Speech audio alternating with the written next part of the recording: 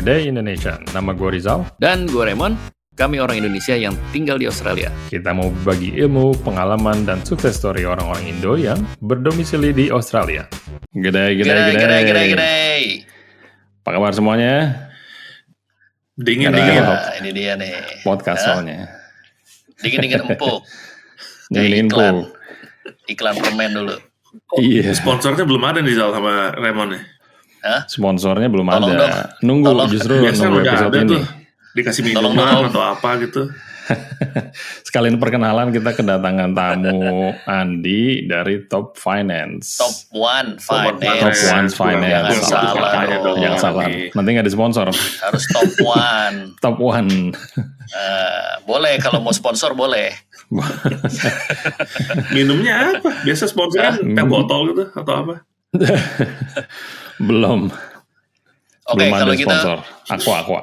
mungkin langsung aja deh. Nih karena Langsung. spesial banget nih si Andi. Udah meluangkan waktu, thank you. Iya, soalnya kita record malam-malam nih sebenarnya ya. Kalau boleh dibilang pas waktu luang lah gitu. Oke. Betul. Siap.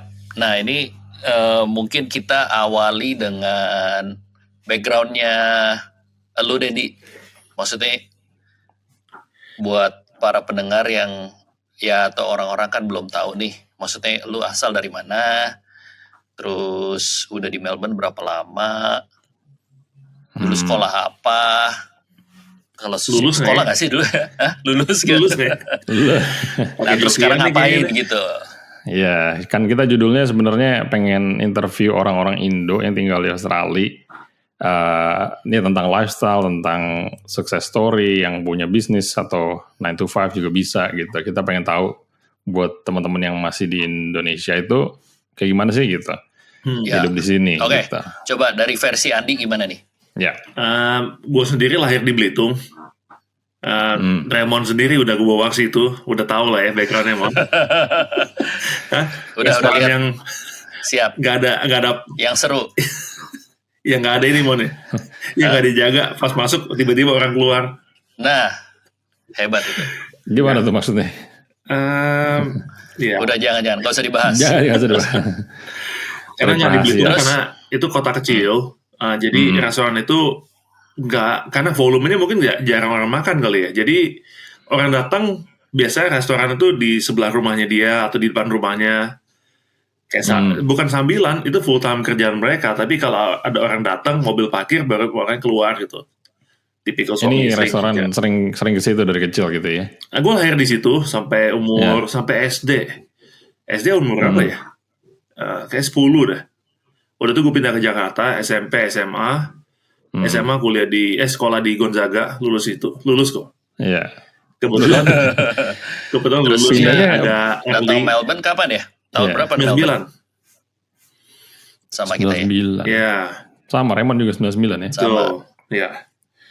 Jadi Terus sejak sini sekolahnya apa 99, gue kuliah IT, lulus. Udah itu kerja di IT within cuma 3 minggu ya. Nggak gitu. cocok. Jadi ya sempat kerja di Hungry Jack dulu. Jadi sambil kerja kuliah itu kerja part-time lah. Banyak orang kerja gitu ya. Jadi sempat jadi manajer. Pas sudah lulus kuliah dapat PR, ditawarin jadi store manager. Gue masih mikir kuliah di IT sayang juga nggak kerja situ ya. Jadi terimalah kerja di RMIT Uni. 3 minggu kerja, gue cuman lihat review aja sih, quick review, lihat orang sebelah, kira-kira yang kerja sama kita. Wah, gue nggak mau kayak mereka tuh. Bagi gue, Apa tuh maksudnya? lifestyle-nya mungkin nggak pernah ketemu orang, ya depan komputer terus. Yang penting kayak di Ini kepala jadi apa ya di pressure cooker RMIT aja ya? gitu. Jadi gue make decision buat ambil job offer di Hungry Jack itu. Jadi dulu itu dari awal dari staff sih sampai sebelum berhenti itu megang 5 toko. Jadi area manager dan trainer untuk kalau ya training manager lah, satu set semua buat toko-toko kerja di head office. Sempat ya lumayan. Jadi ada sekitar 800 staff working for me. Oh, banyak juga. Nah, manajer. Sorry, buat yang nggak tahu, Hungry Jack itu kayak franchise McDonald. jual burger lah. Burger King. Ya, kalau di Indonesia mungkin Burger King ya. BK. Oh iya betul. Sama. Ya. Ya. Iya. Oke, terus? Itu kerja sempat sampai 2010 ya. Nah udah itu ya ada interest di properti, jadi ada beli properti, udah itu di refer ke broker ini, ada satu grup namanya DY Home Loan dulu ya, mereka lumayan besar sekali. Ya. I was really happy dengan service mereka, jadi lumayan refer client tuh ke mereka tuh. Ya. Oke. Udah refer client ke mereka. Mortgage broker tuh ya? Ya, mortgage broker orang Chinese. Hmm. Nah, jadi udah tuh ditawarin sama mereka, daripada refer gini kenapa nggak mau ambil license aja gitu kan? Nah pada saat itu gue lumayan suka bisnis modelnya. Kenapa? Kayak broker kayak kita ini kalau di Australia kita tidak charge fee ya. Jadi customer itu ada chance untuk either go directly ke bank atau lihat servisnya kita gitu. Jadi Ya coba gua, boleh mungkin yang belum tahu kalau di Australia itu orang mau beli rumah, ya paling banyak mungkin orang beli properti lah ya. Kalau mau ngambil loan atau pinjaman itu bisa ke bank atau bisa ke company kayak Andi ini, Top One Finance, di mana kalau mortgage broker itu bisa punya akses ke banyak produk dari semua bank deh. Bener nggak begitu kira-kira? ya, jadi kita tuh ada lender lebih dari 30, produk tuh lebih dari 100. Jadi kayak one stop solution buat klien di finance lah. Kita bukannya untuk home loan doang, business loan kita ngerjain, car loan kita ngerjain, personal loan juga. Tapi gue sendiri lebih specialize ke home loan sama business loan juga ada. Ya. Jadi nggak semua rumah atau inilah ya. Betul. Sebenarnya segala macam loan bisa lah. Iya, yang legal lah ya. Iya. Yang illegal use. Begitu. Berapa lama kerja sama orang ini? Kita nggak kerja sih, cuman kita join grupnya itu lumayan lama. Dari awal 2010 sampai mungkin kira-kira 5 tahun lalu ya. Karena kita mau growing, tapi sistem mereka dengan agreement mereka tuh kita tidak bisa grow. Jadi sekarang ini timnya kita sudah ada 14 broker. Tapi itu bisnis unitnya masing-masing ya. Jadi kita bukannya, kalau sempat lihat website kita itu masing-masing orang tuh bisnis unit sendiri. Ngomong kasarnya franchise lah gitu, ngomong kasarnya. Oke. Ya. Jadi masing-masing broker ada client base sendiri. Betul, gitu client base sendiri, staff sendiri kalau mereka butuh ya. Cuman kita tuh lagi coba bikin platform untuk support staffnya di belakang mereka gitu. Yep. Ya kalau bisa kita lagi buka di Indo kalau bisa. Tapi quite challenging aja sih. Ada nggak tuh di Indo? Pernah di Indo karena mungkin banking sistemnya beda ya. Dan dari segi compliance, dari segi kita punya data security agak susah sih. Kalau kita mau bisa scale up gitu, ya. Iya, ini pinjaman untuk orang Indonesia mau beli rumah di Indonesia. Ini untuk support staff. Tapi kalau untuk pinjaman di Indonesia, talking about broker kayak kita di Indo, tahun lalu sempat ngomong-ngomong sama teman-teman yang kerja di bank, belum ada tuh.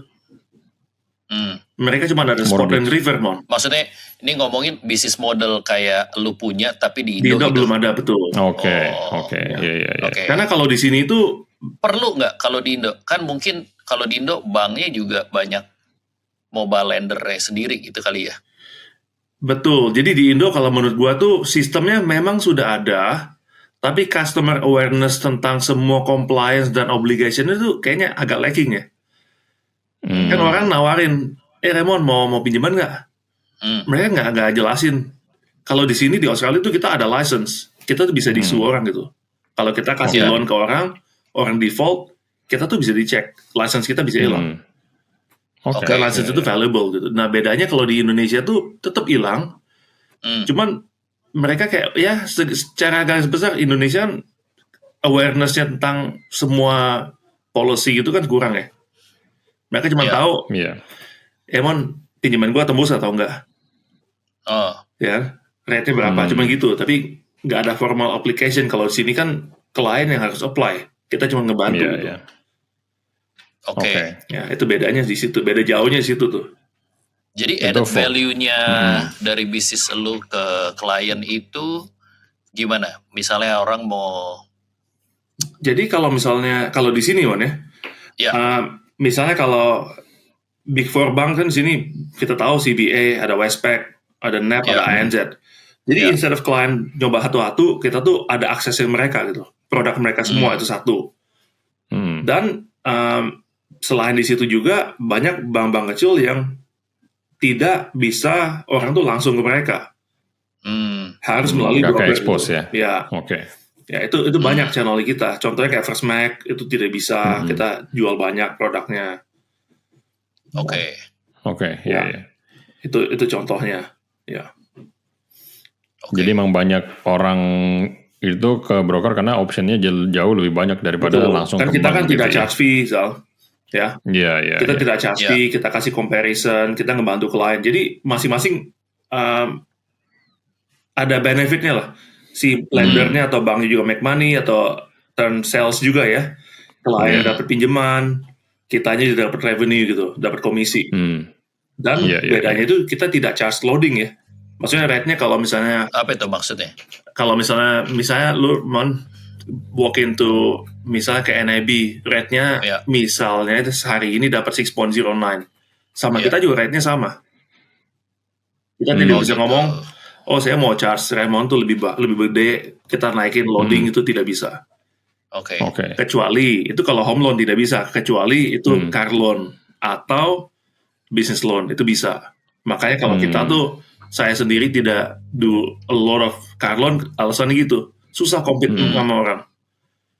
Karena itu rate itu bisa satu komponen, dia bisa charge monthly fee, bisa charge application fee. Jadi kalau kita compare apple to apple tuh susah. Ya, gitu. Emang dulu awalnya tuh sejak jadi kerjasama sama si orang yang balik lagi ke yang awal dari orang Chinese ini, itu kapan mulai Top One Finance berarti? Dia mulai 6 tahun lalu sih mulai sih. 6 tahun lalu mulai branch out. Ya sudah sendiri, mau in the phase buat kita growing bisnisnya. Sebenarnya bukan growing bisnis sih, kita cuma mau collect. Intinya modalnya kita tuh a group of broker that can leverage to each other, dan kita bukannya make money dari member di kita. Cuman collectively kita merge jadi satu brand yang kita bisa ada bargaining power lah. Iya. Ya. Bisa dari segi banknya marketing, gitu maksudnya. atau kalau misalnya kayak Raymond tahu itu business coach kan mahal banget, Bon. Iya. Ya. Tahun lalu kita bayar business coach itu sekitar 50-an ribu gitu. Nah kalau one person engage satu orang kan mahal sekali kan. Nah kalau kita ada 14 orang engage satu orang, lebih murah gitu loh. Ini diundang gitu ya, diundang ke kantor misalnya gitu. Betul ya. Untuk speaker itu weekly session itu. Iya. Wah, tiap minggu ada gitu. Ada. Itu kayak kerjaan full time loh itu. Full time. Ya. Oh wow. Sebenarnya khusus broker nih gitu. Dia bisa applicable ke bisnis apa aja sih. Dia cuma nanya kita, kita tuh sebenarnya dia nge-push kita untuk gimana self reflection, kita tuh di mana dan kita mau bring ourselves atau our business tuh next level kemana. Kan? Nah kalau kita butuh apa, nah dia bisa guide kita tuh di refer.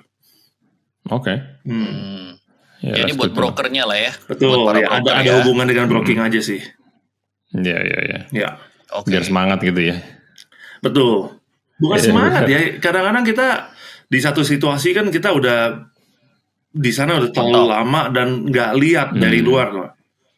Kalau kita ada profesional yang bisa guide us through, dan orangnya ini kebetulan dari change management udah banyak di level bank juga semua banyak. Jadi udah proven track record lah, bukannya orang yang biasa aja gitu. Oke. Sebenarnya kalau itu sorry. Apa challenges-nya itu dari sejak awal mulai kan dulu dari balik lagi dari Hungry Jack terus mulai mortgage broking ya, sebelum mulai Top Finance even. Challenges itu apa paling berat tuh apa kalau bisa inget kayak? Kalau jadi masing-masing stage itu dari karir ini beda-beda challenge. Pas pertama kali gue mulai itu kan kita commission base ya. Pertama itu kita buat sendiri harus ready, tidak ada income buat setahun. Iya. yang mungkin nggak banyak orang kenal gue pada saat itu. Dari segi finance gini, gue sendiri sampai jual satu rumah untuk itu. Jadi maksudnya kita kalau mau modal usaha gitu ya. Bukan modal usaha sih. Maksudnya kita kalau mau do something, kayak saran gue sama semua orang, sama gue sendiri juga sama. Kalau gue mau do something, I'll give my best shot. Kalau works. Kalau nggak, gue bener-bener gue udah happy, even though I fail. Iya. Tapi yang gue takutin itu kalau kita financially terlalu cash flow kita terlalu strict, kita terlalu tight, kita tuh mindsetnya nggak bener. Sebelum ngelangkahnya udah takut gitu. Nah, pada saat itu gue jual satu rumah, alasannya itu. Maksudnya biar kayak, ya kan kalau punya rumah ada repayment bisa. Betul, ada tanggungan lah. Betul, jadi ya. Ngurangin itu. Jadi worried kita tentang finance tuh udah satu less lah. Iya. Emang mindsetnya berubah sih ya, karena kalau kasarnya mepet gitu ya, jadi mungkin kita salesnya atau mungkin ke kliennya juga kelihatan desperate gitu, jadi mungkin reflected dari situ juga gitu ya, kadang-kadang kayak cara running bisnisnya mungkin terlalu takut, padahal mungkin langkahnya benar gitu, cuman takut action karena mungkin ini ya. Nggak kayak dulu ada nggak belajar. Ketakutan? Ya? Ada nggak ketakutan? Pasti ada lah. Setiap challenge, setiap stage itu kita bisnis itu challenge-nya beda-beda, man. Makanya kita harus adjust ya. Kita review, adjust. Kalau gue sendiri do quite often review sih. Jadi kita try to get ready sama challenge yang potentially coming. Contohnya dengan COVID itu gila banget. Kalau yang tahu bisnis model kita kan itu face to face ya kebanyakan ya. Dulu nggak ada teknologi kayak Zoom atau Team, itu belum ada tuh. Pas COVID hit itu gila challenge-nya. Itu one thing that I tell all my broker itu, this is what I did and it works. Jadi pas COVID itu mulai kita ada 4 staff. Ya, itu volumenya gue sendiri kira-kira 80 million to 100 million a year settlement. Itu buat settlement loan-nya. Ya, itu result biasa lah. Nah, COVID hit kan gimana mau ketemu orang, gimana bisa ngapa-ngapain ya. Pas juga ada datang ke gua, dan ini gimana kerjaan ini.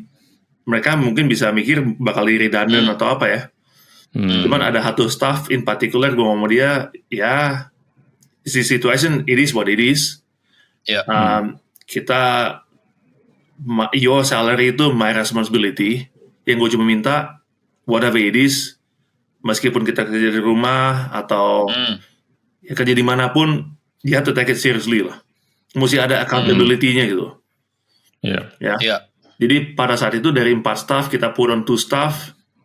First year COVID itu dari 80 ke 100 million. Gue inget banget itu hit jadi 120 million settlement a year. Wah, malah naik ya. Betul. Jadi karena kita tuh ada adaptasi tuh dengan situasi. Kita pakai teknologi kayak Zoom, ya. Staff working from home. Ada efektif juga sih mereka kerja di rumah. Jadi nggak ada traveling time yang hilang ya. Nah, jadi gue juga minta tuh staff kalau bisa di rumah tuh di set. Meskipun kerja di rumah kita harus ada, karena kita kan ada hasil ya. Jadi beda kerja di rumah atau ya di kantor. Betul, jauh ya. Jadi second year COVID, third year COVID itu gue nambah 2 staff lagi, itu volume jadi 180. Ya, 180 million. Jadi growth-nya tuh ada terus gitu. Ya, jadi mindset orang tuh beda-beda. Kalau kita lihat, nggak tahu, gue dulu kerja di Hungry Jack juga, gue lihat banyak orang ya, gue train manager kan, atau franchisee mau beli franchise, salah satu trainernya gue juga tuh. Jadi orang mau buka Hungry Jack yang training lu. Betul. I need to sign off. Gue inget banget ada satu franchisee mau buka di salah satu shopping center yang besar. Terbesar di Melbourne lah, lu bisa guess lah di food court-nya. Dari hari pertama dia masuk ke training, dia komplain tentang sewa. Dia mau, my rent is very expensive. Pertanyaan gue tanya sama dia, who pays your rent? Dia mau gue tanya lagi, who pays your rent? Dia mau, I do. Gue tanya lagi kali, who pays your rent? Dia mau, I do pay. Kata gue, kalau gitu, you shouldn't run a business. You're not fit to run a business. Kenapa? Yang bayar rent lu tuh sebenarnya klien lu gitu. It just makes you operational. Dari segi semuanya, you're right, dan semuanya udah ada flow through effect. Ya, kayak staff bakal kebayar, rent bayar kebayar, food cost kebayar. Jadi, segala bisnis harus butuh gitu ya, ada business sense lah. Itu apa boleh dibilang itu mindset bukan sih ya? Mindsetnya harus berubah gitu. Oh, jauh. Iya. Dan kalau misalnya kita lihat orang yang bisa kayak entrepreneur gitu, orang mereka itu bisa adapt very very well sih. Sama kalau bisa tuh catch the wave itu before they come. Jadi kita udah ready duluan, itu lebih gila lagi. I've seen only 1 or 2 person yang bisa sukses in that field sih. Nah, harus dulu lu pas pertama kali mulai ya, gimana nyari kliennya? Oh, susah tuh.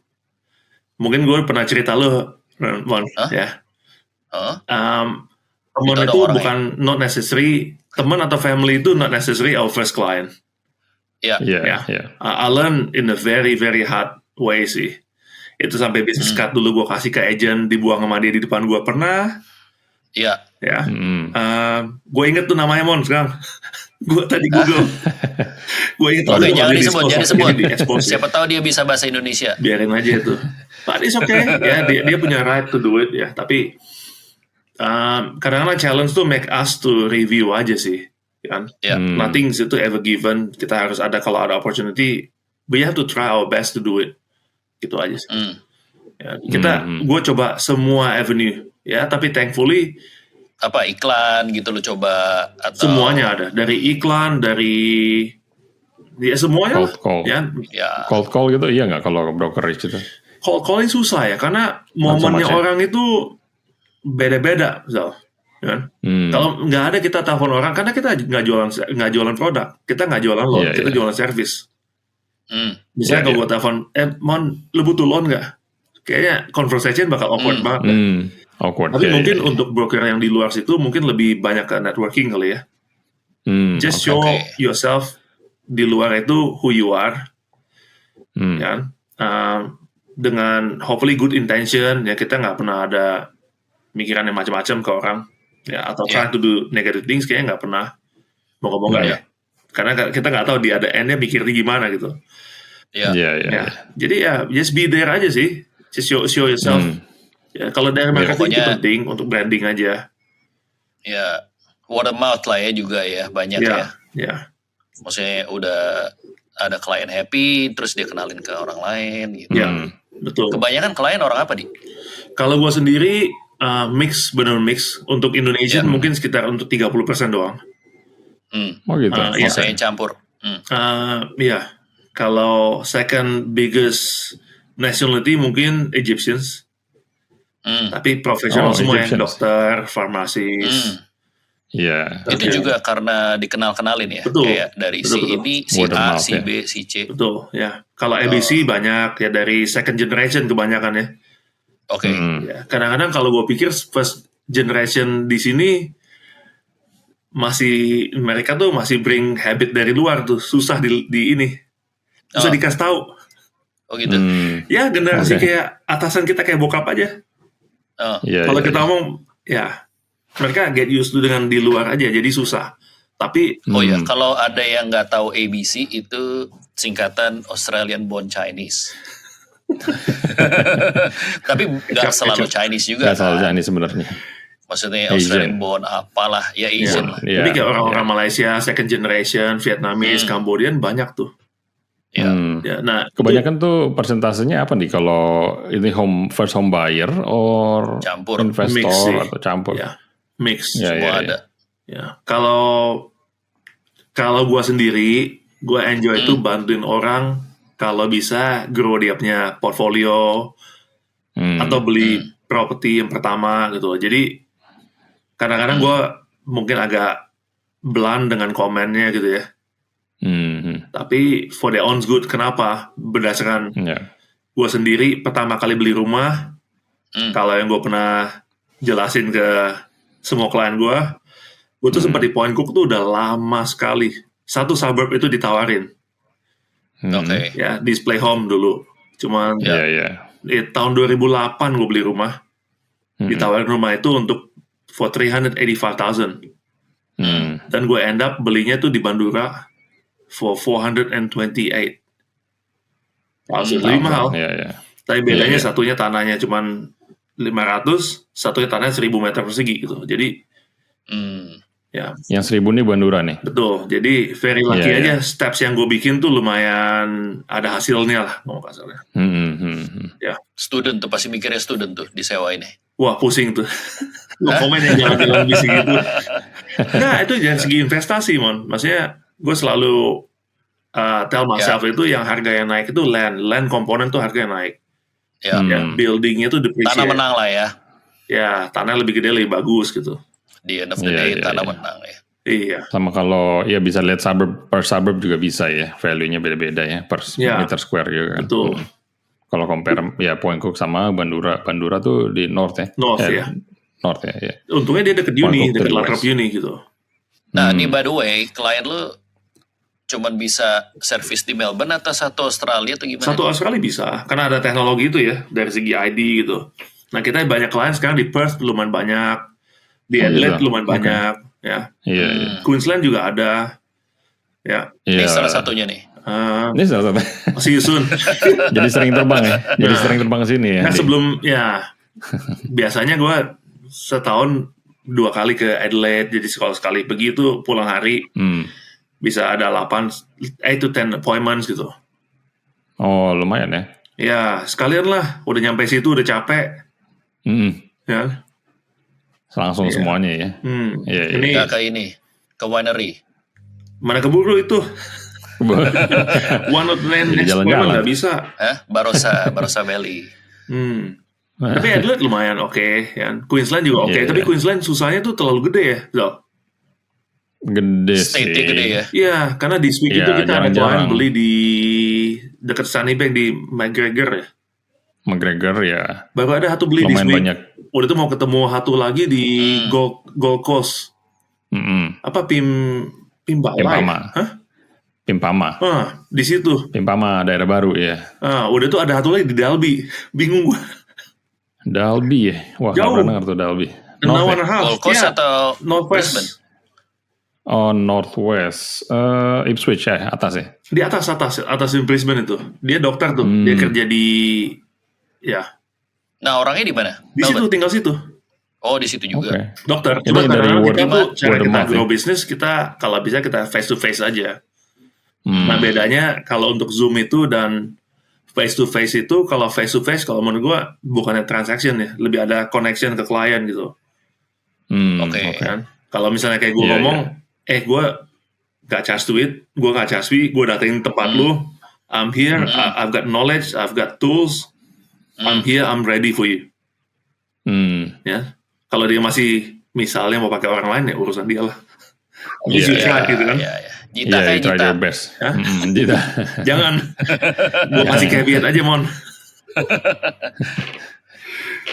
Nah, buat yang kita kan target marketnya sebenarnya orang yang mikir-mikir atau mungkin baru nyampe gitu ya di Australia, buat teman-teman pengen tinggal di sini gitu. Kalau ada nggak sih tips-tips gitu gimana sih caranya untuk dapat first loan gitu? Kalau mereka mungkin udah dapat kerjaan, mungkin ada yang Vivo. Paling penting itu apa? Vivo juga atau apa? Paling penting kalau gue bisa kasih 5 listnya itu yang paling penting. Satu tuh visa. Ada 5 men. Satu apa? Visa. Oke. Visa. Tetap. Jadi kalau misalnya ada yang datang gitu, kemarin ada yang datang, Andy I want a personal loan, I want student visa, susah. Jadi eligibility itu harus ada at least PR atau citizen untuk bisa borrow money. Permanent resident. Kalau untuk home loan ya. Kedua itu dari klien punya income, of course. Jadi income itu harus cukup untuk service loan. Dan benefitnya sebagai broker itu kayak kita kan ada akses ke bank-bank beda ya. Jadi bukannya Big Four doang, ada bank kecil yang bisa kasih borrowing capacity lebih besar dengan income yang sama gitu. Nah itu jadi ya. udah visa, ada income, ya. Udah itu Income. deposit. Nah deposit itu biasanya dibutuhkan 20%. Tapi kan sekarang lagi ada government scheme yang butuh cuma 5% doang ya. First home buyer ya. Ya untuk first home buyer gitu. Ya. Ya. Nah udah itu. Kalau tipe kerjaan ngefek nggak? Kalau tadi income gitu ya, dia full time atau casual kontrak gitu, dia ngefek nggak sebenarnya? Ngefek, ya. Ngefek juga ya. Ya kalau part time dan full time itu lebih gampang. Kalau casual itu tergantung udah berapa lama Zal. Kalau udah lebih dari 3 bulan udah oke. Lebih dari 6 bulan lebih gampang lagi. Yang susah itu misalnya kayak gue ada ngerjain satu deal ini, dia tuh kerja jadi disability support worker. Oke. Tahun lalu kerja 13 ABN. 13 ya. Jadi karena dia casual, kalau nggak kerja di satu, kerja orang lain gitu. Jadi dipanggil aja kan. Nah itu berantakan. Nah itu nggak gampang kerjaan loan-nya. Iya, karena nggak ada dapat payslip tetap gitu. Betul. Ya, payslipnya dari bermacam-macam. Ya kita bisa, karena volume kita lumayan gede, jadi kita bisa minta exceptions dari pihak bank. Tunjukin orang ini udah kerja, gajinya gede tuh. Iya. Gitu. Udah ada consistency 2 tahun, jadi di-treat sebagai self-employed lah. Iya. Gitu. Jadi masing-masing itu ada. Jadi untuk yang pertama itu kan visa. Ya. Visa, kedua income, itu deposit. Udah income, yang ketiga tuh ada deposit. Of course, kalau bisa 20% lebih bagus. Ya. Keempat itu sebenarnya credit score. Jadi kalau klien tuh ada bad credit atau kadang-kadang orang tuh beda-beda situasi, beda-beda ini ya. Ada satu kemarin itu dia kebetulan orang India. Pas gue do credit check ada 6 default, ada 6 bad credit. Gue tanya dia what happened. Dia bilang, I thought I was going to max out all my credit card and personal loan and left the country and never come back. Oh wow. Akhirnya COVID, disuruh balik sini lagi nih. Iya. Record itu semua ya. Betul. Nah, bad record itu apa? Bad record itu valid lumayan lama gitu. Jangan pikir udah 5 tahun bakal hilang. Sebenarnya kalau loan amount-nya terlalu besar ya, itu tuh ini apa? Tetap mereka tuh masih bisa di put back on gitu, man. Harus hati-hati. Ya. Jadi biasa berapa tahun tuh? 6-7 tahun kali ya? Bukan 5 tahun atau 7 tahun tuh clear enggak. Kalau gede itu dia bisa appeal lagi di put on default lagi. Oh gitu. Ya, harus hati-hati itu. Ya jadi record itu sistem. Ya itu credit score. Dan yang terakhir kali itu yang gue selalu ngomong tuh record kita dengan bank. Ya.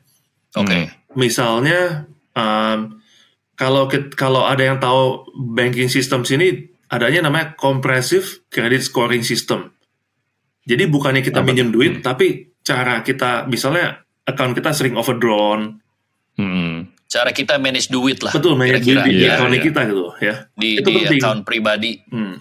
Jadi bank tuh selalu mikir gimana gue bisa minjemin orang ini duit lebih banyak kalau dia sendiri sekarang nggak bisa manage. Contoh kecil misalnya dia ada di account A gitu ya, tapi dari debitnya tuh ada di account B. Dia sering miss. Nah itu bank nggak suka. Ya. Makanya nih yang kayaknya semua dihitung kayak Netflix up. Uber Eats apa gitu. Kalau itu living expenses, kan bisa di-adjust gitu ya. Ya. Itu nggak termasuk ya. Kalau ada kadang-kadang orang nanya, kalau Afterpay atau apa namanya? Kalau Afterpay itu masuk loan ya. Iya, kan itu termasuk sebenarnya. Kayak kredit card kali atau gimana? Kayak kredit card, iya. Buat belanja. Kayak kredit card itu. Tapi coba conduct aja sih.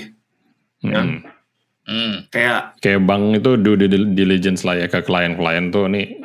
Gue mau minjemin duit sebanyak ini gitu. Betul. Nah itu bukan berarti is it a no or bakal nanti rate-nya mahal gitu atau udah ditolak aja? Ada kemungkinan karena decline. Jadi kita tuh harus decline ya. Ya, one thing that we do itu sebenarnya kayak broker kayak kita kan kita nanya dokumen tuh lebih banyak daripada pihak bank. Itu sebenarnya purpose-nya itu gitu. Misalnya kayak gue minta dokumen ke Luzal, gue minta bank statement 3 bulan atau 6 bulan. Purpose-nya itu kita ngecek dulu tuh. Nah, misalnya kalau belum ready untuk launch, kita ngomong, oke, bisa tunggu 3 bulan nggak? kita rapiin dulu nih recordnya.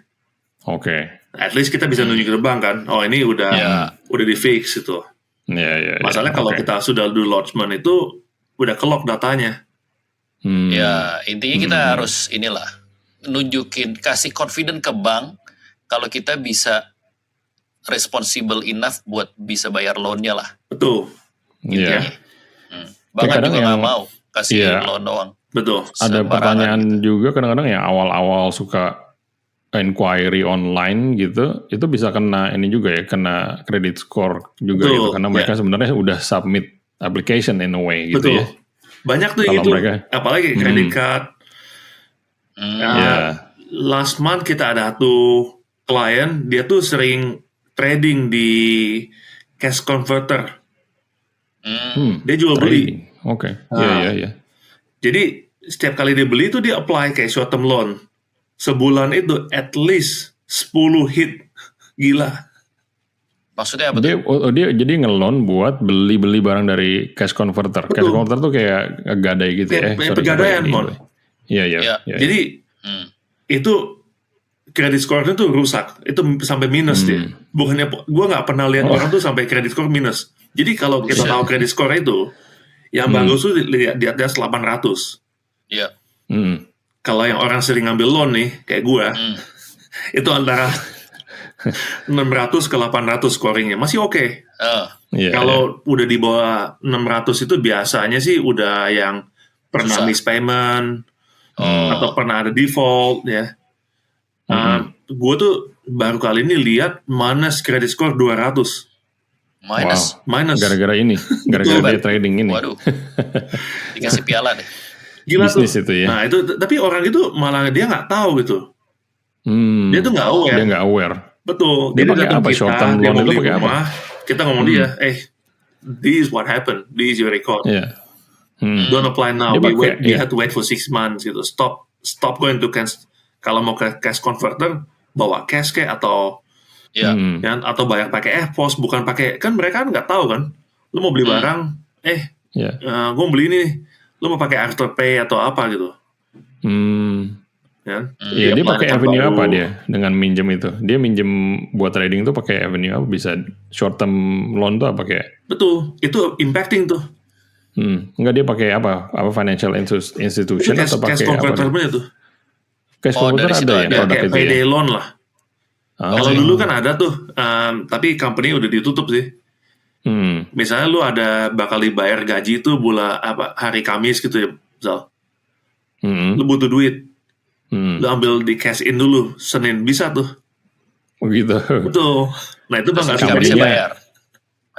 Bang nggak suka tuh gituan tuh. Ada company yang nalangin dulu kasarnya. Jadi company yang kita kerja itu belum bayar, cuman ini talangin dulu gitu ya. Betul. Itu ya.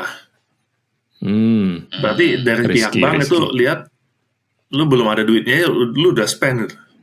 Iya. Gitu. Jadi bank di sini lumayan strict ya. Ya, bank di sini lumayan highly regulated sih.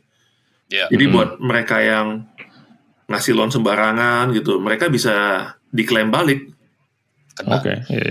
Ya. Jadi enaknya mungkin di sini tuh semuanya jelas ya, peraturan-peraturan, tapi ada juga caranya gitu, jelas gini nih caranya. Kalau gue mau dapat loan, mau beli rumah, itu buat orang-orang Indo yang mau ke sini tuh gampang gitu. Maksudnya tinggal ikutin caranya aja gitu, asal tahu gitu ya. Harus kasarnya di-educate di situ. Nah, satu pertanyaan nih. Nggak tahu nih boleh pertanyaan terakhir atau enggak. Cuman buat orang misalnya dari luar, ya dari Indo, mau beli sini. Bisa nggak tuh? Belum PR ya, berarti ya? Bisa. Oke, kalau masalah PR nggak PR kan, kalau belum PR bisa. Cuman belinya baru atau off the plan. Nah, cuman dari sisi loan-nya nih. Nah, itu tergantung ya. Jadi requirement tadi kita mau pinjam loan kan pertama kan visa tuh. Nah, jadi kalau misalnya visanya nggak ada, bukan PR atau bukan citizen, yang pertama itu kita harus tidak qualified ke bank di sini. Karena bukan bank, kita harus ke financial institute, bank-bank kecil atau kayak semi private lender lah. Sisi negatifnya tuh rate-nya lebih mahal, Mon. Ya. Ada tapi ya caranya ada mungkin caranya bisa. tuh. Berapa persen tuh?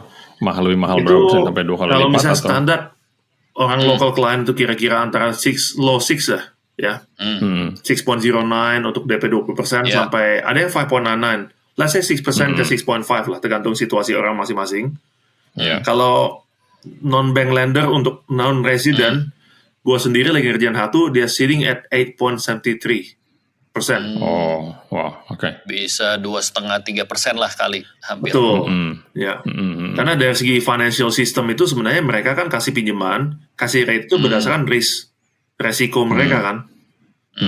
Ya, jadi ya dari segi fundingnya itu beda, Iya, funding lainnya Jadi beda. beda 2,5-3%. Kalau loannya sejuta tuh bisa 25.000, 30.000. Betul. Bedanya doang ya. Ya. Tapi masing-masing orang beda kan, Mon. Rates Ya. itu kan berdasarkan kita punya situasi gitu loh. Ya. Iya. Ya. The situation Jadi you compare bring in. sama, Kalau ya. kita datang, Ya. kita nggak ada visa, sebagai foreigner, ya memang kita kebutuh karena kondisi Itu paling susah kita, kali ya. kita masuk ke box yang itu gitu. Ya. Iya. Nah, ini pertanyaan satu lagi gue penasaran sebenarnya. Kalau sebagai mortgage broker sendiri, itu minjem itu siapa ya yang apa kasarnya lebih gampang atau yang ngecek itu langsung si bank? Karena kalian udah tahu in and out-nya kasarnya. Apakah lebih gampang atau mereka justru malah nyusahin gitu, bank-bank Lebih itu, susah. gitu ya? Ya, karena sebagai broker itu, banyak bank sendiri sekarang, kita sendiri file-nya kita harus clean. Very, very clean. Kita, apalagi broker yang baru ya. Kalau misalnya Raymond mau jadi broker nih, sorry gue pakai nama lu aja. Lu kalau misalnya ada default, Mon, ada bad credit, itu mau ambil license susah loh. Oke. Ya. Buat ngambil license jadi mortgage broker aja udah susah. Iya. Tuh. Jadi mereka tuh mau, which is a good thing sih. Jadi kita tuh mau industri di clean up, ya, Ya. supaya Nggak sembarangan lah. ya maksudnya yang kerja tuh lebih profesional lah. Ya. Ya, karena gue kemarin ada satu broker mau join, komennya dia gampang. Your job so easy. Sign here, Sunday, you get paid. Kenapa gue gila bener. Belum tahu deh. Belum tahu dia. Di belakang jungkir balik. Risk management juga sebenarnya banyak compliance. Oh, ya. compliance gila ya. Karena ya, itu dari segi audit, dari segi apa. Itu di belakang, di back end itu, bank tuh selalu audit. Ya. Untuk keep up itu gimana dia? Dia ada apakah ada conference Training. atau bank itu kasih ya training atau informasi kalau ada changes ya? Kalau tiap-tiap bank itu Sebagai juga. broker itu kita minimum ada ini ya, CPD point.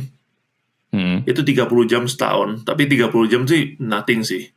Jadi kalau kita ini, kita karena di office-nya kita di Box Hill, kita invite BDM datang. Dia do presentation once a week. Jadi setiap Thursday itu ada 2 session jam 11. Oh, that sama jam- counts ya? That counts as a Betul, mereka CPD point. datang. Kalau Ya. nggak bisa datang, kita invite by Zoom. Jadi ada 2 session jam 10 dan jam 11. Jadi broker Oke. kita tuh datang, bisa ketemu lah. Kadang-kadang kalau kita pasti di email sih. Ini update email, tapi emailnya bakal banyak banget gitu. Kan? Gimana kita bisa Oke. up to date sama semuanya? Ada sebaiknya kita tuh ketemu sama orang, bisa engage ke BDM ya, kenalan. Iya. Ya. Dan Itu often berarti itu, kalau Oke. ya, kita tuh sorry. butuh mereka buat support. Jadi kalau tiap-tiap broker gitu misalnya atau broker kecil ada yang gede juga, mereka tuh ada chances untuk get a better deal sebenarnya dari bank-bank gede itu ya. Atau Untuk interest semua rate sama, mungkin berarti? hampir sama ya. Iya. Kalau rates mungkin kalau beda pun beda dikit banget, nggak beda. Ya. Yang bedanya itu sebenarnya policy-nya. Kita bisa minta sign off. Kenapa? Kita dealing sama people's punya life ya. Finance itu relate sama mereka punya kehidupan mereka lah, ngomong kasarnya. Iya. Nah, itu kan kayak graf, bukan selalu di atas, belum ya. Nah, Iya. kalau misalnya kita jadi assessor atau BDM, kalau di telepon, kita minta tolong gitu. Ini ada masalah nih, klien misalnya baru ganti kerjaan, tapi dari full time casual. Iya. Banyak banget daripada di area product, dia ngomongnya nggak bisa. Sorry, Zal, I can't help. Iya. Find another lender gitu kan. Tapi kalau yang ngerti, kalau kita ada relationship sama mereka, kita tuh bisa fight to find solution buat mereka gitu. Oke. Ya. Udah build trust ya antara Betul. broker dan bank gitu. Ya. Dan itu nggak gampang, ya. Ya. Begitu. Takes time lah. Iya. Dan kalau misalnya gue bisa add itu tentang industri kita, yang paling sulit itu sebenarnya bagi gue ya, itu di industri itu kita ada stigma itu kalau broker yang doing well itu tuh dodgy broker tuh. Ya. Jadi itu padahal compliance kita gede ya. Itu tuh mungkin stigma itu dulu mungkin ya. Karena kita requirement kita untuk jual produk itu nggak sebanyak sekarang. Itu sudah beda sekali sih. Kita punya knowledge level, kita punya sistem, itu kita keep updating untuk keep up sama industri punya standar gitu loh. Dan kadang-kadang karena dia license-nya itu ya sebenarnya yang penting kan. Karena kalau nggak comply atau apa. Betul. Ya. Jauh-jauh, benar-benar jauh sekali. Ya. Jadi ya begitulah our industry. Iya. Oke, jadi kalau ada yang mau perlu loan bisa nih langsung ke Bang Andi. Bukan gue bisa bantuin ambil loan ya, banknya bukan bank gue. Nomor satu bukannya duit kita tuh. Iya.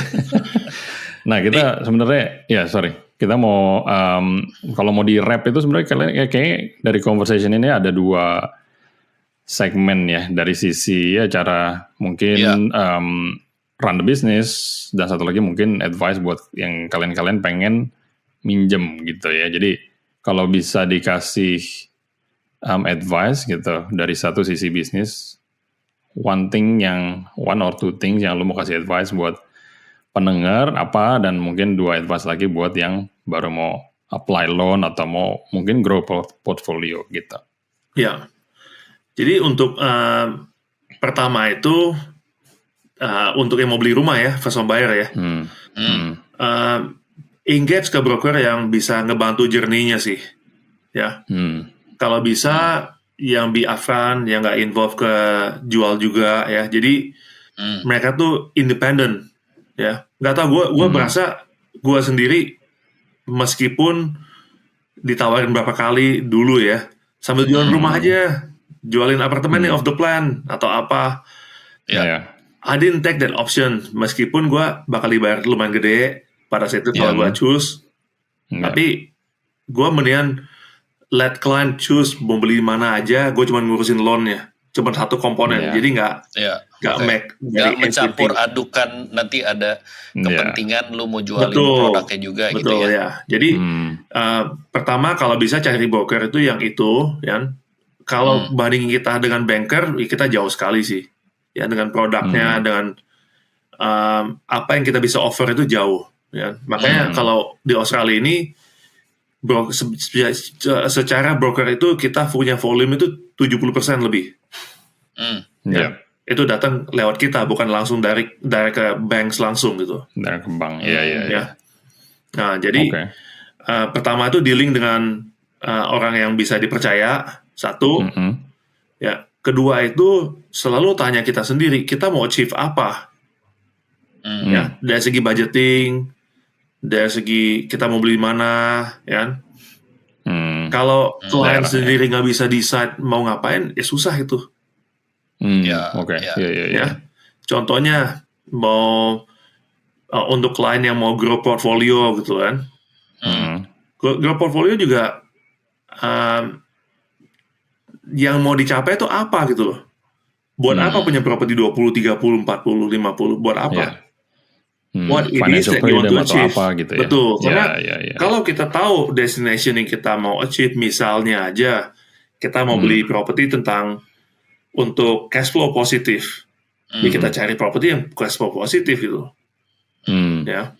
Oh kita mau cari properti yang bisa di subdivide, cari yang bisa, atau kita mau main development, cari tanah yang bisa di develop gitu kan. Atau kalau mau negative gearing, ya cari properti yang lebih baru. Jadi masing-masing orang beda-beda. Always ask yourself, apa sih yang lu butuh gitu. Ya, buat avoid juga nanti ganti-ganti ini ya, loan. Ya, bukan ganti. Jadi setiap purpose itu beda-beda, Zal. Untuk investor tuh, ya makanya bedanya itu. sebagai broker itu kita nggak jualan rates. Ya. Kita cuman try to bridge dari klien punya kebutuhan, dan kita tahu produknya yang bagus tuh buat klien tuh apa-apa gitu. Ya? Oke. Ya, jadi gitu. Jadi klien sendiri harus tahu dia mau ngapain. Oke. Ya. Dan udah siap-siap depositnya juga ya. Dan the last things yang gue bisa kasih advice itu sebenarnya bukan berarti kita bisa bantuin loan-nya itu lu harus di max out, itu jangan. Ya. Ya. Itu karena bisa cause problem. Thank you banyak buat waktunya, Andi. Thank you. Bakal helpful banget buat ini advice-nya tadi.